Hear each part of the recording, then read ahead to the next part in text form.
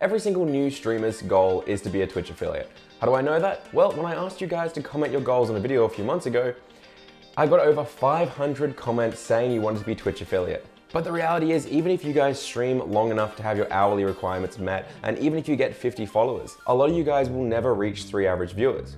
Heck, even if you reach affiliate, that doesn't mean you're gonna be set. You need to continue to produce great content and engage with your viewers. Today, I'm gonna outline a few crucial steps that I think you guys are missing when it comes to trying to reach those 3 average viewers, as well as how to continue growing after you've reached an affiliate. And I'm gonna give you one of the best engagement tools I've ever created to turn someone who's just joined my chat into a chatter. Let's go. Hey, my name's Eljay with StreamScheme.com. I'm also a variety streamer over at twitch.tv/LJM_. I am live right now, and there's a link in the description to that, as well as a link to StreamScheme.com, which has over 400 guides covering everything you need to know for streamers, by streamers. Seriously, check it out. It is such a good resource for you. There are time codes in the description, so if you want to skip ahead to anywhere in this video, feel free. But before we do that, I want to skip ahead to say thank you to our sponsor, Own.tv. You guys have heard me thank Own.tv a lot, but I really want to hammer at home how much these guys support us and how fantastic their service is. They have everything you need as a new streamer. Seriously, the amount of times people ask me, where do I get my overlays from? Where do I get my sub badges? Where do I get my alerts and my sounds? Owned.tv, smash it out of the park every single time. Installation with Own.tv is easy, fast, and they have an FAQ there, so if you ever get stuck, you can go straight to it. Thank you again to Own.tv for sponsoring these videos. Without them, I couldn't do this, so if you want to support the channel, guys, go and support them. It really helps us out. Let's get into the very first tip, something that you can do that no large streamers can do. As a small streamer, you have a tool at your disposal that nobody else can touch. You're able to interact and engage viewers on a one-to-one level. I get so many comments from people saying, I wish I had 200 to 500 viewers. But if you're struggling to engage and grow to 25 by yourself, you don't want that many viewers yet. And trust me, there is an audience out there looking to watch small streamers. I've actually had people leave my community and say, I'm just a guy who likes to watch 25 average viewer streamers. I get more attention and one-to-one value there. And that's totally fine. Some people are small streamer community viewers. So how can you take this a further step? Well, simply just remembering who they are and remembering something about them will take you further than any other creator can for them. I see so many small streamers trying to treat their small community like the large streamers do. And that's just gonna hurt you. If someone comes into your stream, remember them. Because if they come back a second time and you say, oh, hey, Bootyman69, you're back for the second time. It's good to see you. How you been, man? I promise you that Bootyman69 will come back for a third, fourth, fifth, and probably never leave if you continue to remember who they are and what they like. My biggest tip for this is to remember a small piece of information about every single person who joins your stream. If Bootyman69 says that he loves the Kingdom Hearts series, lock that in. Next time he's here, ask him about it, talk to him about it. You will go so much further if your audience considers themselves a community member and not just a number. So engage your viewers one-to-one, because it's getting much harder for me to do that now that I'm growing, and I kind of miss spending time with just one-to-one people. Don't take it for granted. My next tip is about call to action, something I touched on briefly a few months ago during a video about Streamlabs CloudBot. And people were really interested in the concept, and I realized that just because I have a marketing background and know what a call to action is, doesn't mean that everyone does. A call to action is just simply designed to make a viewer or user take action on something. For example, it could just be saying out loud, hey guys, if you're enjoying the stream, consider chucking us a follow. It's free and it really helps us out. That is a call to action. It's simple, it's easy. Or it can even be more complicated. Maybe you have some graphic assets that pop up to remind people to subscribe to your channel. Later in this video, I'm actually going to talk about the most powerful engagement tool I have ever created on my Twitch stream. And hopefully as many of you as possible will start using this as well. But first, I want to talk about probably the most common call to action, and that is on-screen follow, donation, or subscriber goals, and why you're using them wrong. You see, this community, we run polls. We run a lot of them because I love finding out data and using it to help inform you guys as creators. In this particular one, we wanted to find out whether or not a donation goal or subscriber goal bar would make people more likely to donate or subscribe to a channel. Interestingly, with just under 5,000 votes on this poll, 69%, nice, said that they were not more likely to support if someone had a donation or subscriber goal. Whereas 31% said they were absolutely more likely to support. A few things we learned from the 200 to 300 comments and the discussion that this generated was that, shock and horror, if you're not producing good content that's engaging for viewers, no amount of call to actions or polls are gonna help. The second thing we learned is that people are much more likely if the goal is for followers. Obviously because they don't have to invest any money and there's no barrier for them to do it, they can just click follow. That said, people are more likely to support monetary goals and follower goals if you are close to achieving the goal. Another segment of people said that they were more likely to support if the thing they were supporting would increase the quality of the content or directly support the streamer. For example, a big special event stream or a piece of new equipment to replace something that broke. Now this poll was done to Twitch viewers who are trying to become small streamers, which means that the results will slightly skew.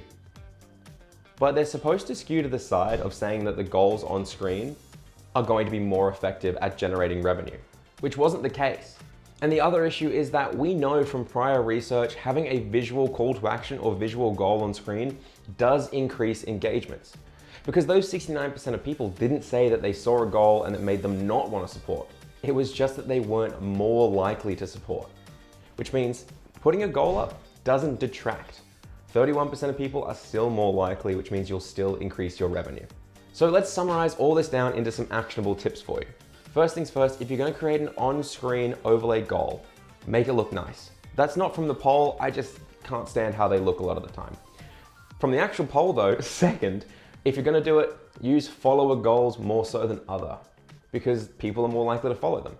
If you do decide to use subscriber goals, or heck, even with your follower goals, make them daily and make them very achievable. Set it to 15 followers in a stream, or whatever size your channel normally gets. Make it really achievable and easy. I talked about how I used to have a subscriber goal of 1 sub a stream, and it made people often just do it to reach it because it was easy for them to achieve. A quick note on call to actions though, I want to mention a call to action I see get used constantly. Follower only chat. Now this call to action is designed to make people leave your channel. Because why the heck would someone want to follow your channel in order to simply speak to you? You're a small streamer, turn off follower only chat, for the love of God. All right, let's keep moving. Now I've talked about consistency a lot when it comes to schedule and times of your streams, but I haven't talked about it much in terms of game and content types. But when I have touched on it, I always get the same comments. I'm not gonna play the same game over and over again. That's selling your soul. I'm not gonna play the same game over and over again. I don't wanna be known for one thing. I'm really sorry guys, but if you're not willing to stick to one piece of content while you build your first audience, it's not that you're not gonna be known for one game, it's that you're not gonna be known for anything. There is nothing wrong with focusing on one piece of content while you grow your audience. In fact, it is the best way to grow your audience. If you see growth from a small game, stick to it. If you switch 2 days after getting 5 followers from Gwent, you're probably not gonna have those people from Gwent come back and watch you play Valorant. Transitioning down the line once you're a bigger streamer is hard. It's hard to switch between niches, you see it all the time. But it's not as difficult as trying to actually build an audience across 24 different types of content. If you want to build your audience, pick a discoverable category that you've seen return in, and then stick to it. Keep working on it, be consistent with it, and that is okay. You see it all the time on YouTube. People create content and they create content and they create content, and then one of the pieces of content sticks. People enjoy watching it. So they double down and they make more of that content. It's how we get giant trends of people playing Trouble in Terrorist Town or anything else. If you really want to be a Twitch affiliate as your goal, if you really want to have a small community of 20 to 30 viewers, all you have to do is be consistent with your content, make sure you never miss a stream, lock that schedule in, and show up and produce decent quality. Because I promise you that is 99% more than what most people are willing to do. And that's not an exaggeration. The reason I'm bringing this up now is because lately I've been seeing a lot of affiliates and even partners who have reached really high highs and then just started tanking. And it's because they aren't willing to keep the consistent quality of their content. They think they have to keep it fresh and brand new and change things up every few weeks. But in reality, changing things up is just getting rid of the content that people liked from you. You need to find a way to keep the content people enjoyed fresh without completely losing what allowed you to grow. It is an incredibly hard balance to strike, and I wanted to mention it in this video because it's something I've been thinking about a lot lately, and I want to make sure that you guys who are trying to grow learn about it before I did at 200 viewers. Now I'm saving some of the best tips for last in this video, such as how to turn off your pre-roll ads and encourage people to subscribe to your channel, as well as the best engagement tool I've ever created in order to get a viewer to start chatting with me. But first, if this video helps you out at all, consider checking out our other content on the channel. We have videos coming out weekly on any topic we can think of that'll help you guys out, as well as some amazing, fully animated, free overlays over in our Discord. And there's also 30 free stingers and more packs coming out soon. So check out the link in the description in Discord to go look at those overlays and get yourself looking fly.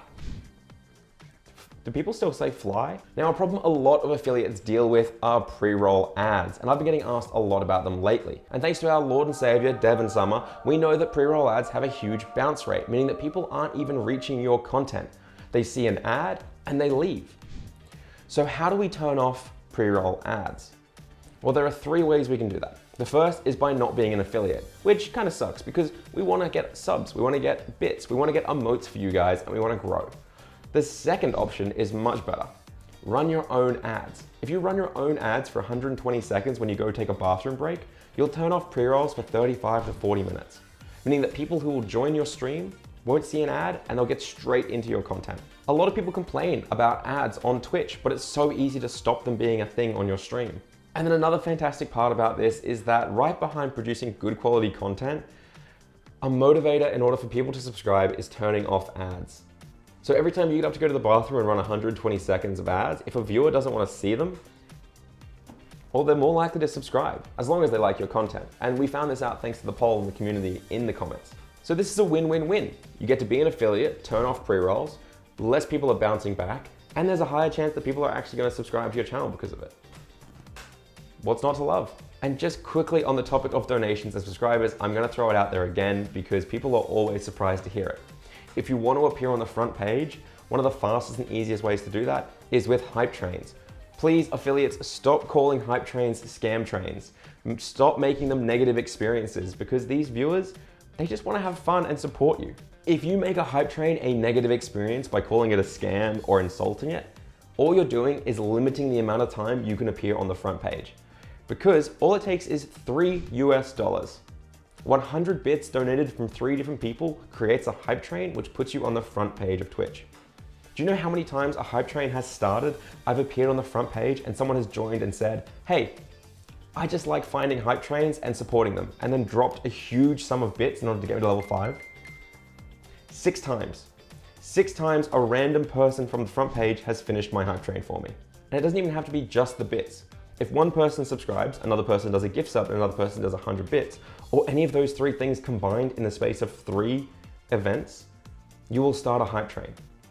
And you will have the chance to appear on the front page in front of a whole new audience of viewers. Obviously, if you want people to support you using these methods, you need to be an affiliate. You also probably need to turn off your PayPal donation link so that they're forced to support you with bits and subs.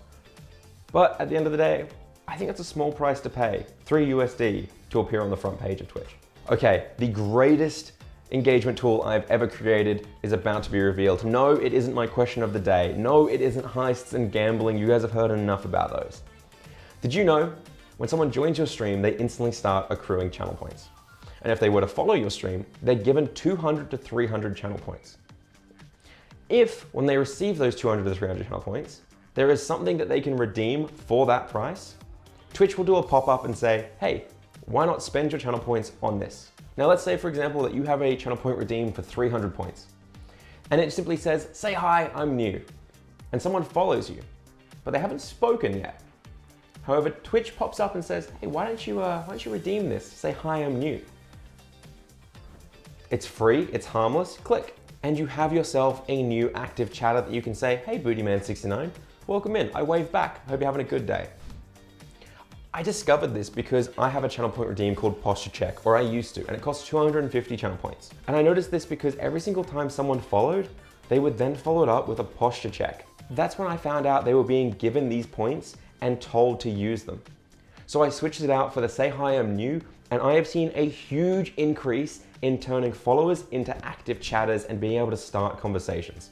If you're not an affiliate yet, you can do something similar using CloudBot and simply giving people points when they follow. But if you are an affiliate, you need to set this up right away as a channel point redeem. I promise you it takes 5 minutes to set up and it will go such a long distance. So with all that out of the way, I hope you guys have some more tips to engage your viewers and make them community members by remembering them. Turn off your ads, increase your subscribers, get better call to actions, and get those channel points up and running so that you can get yourself some chatters. I'll see you guys next week. Have a good one.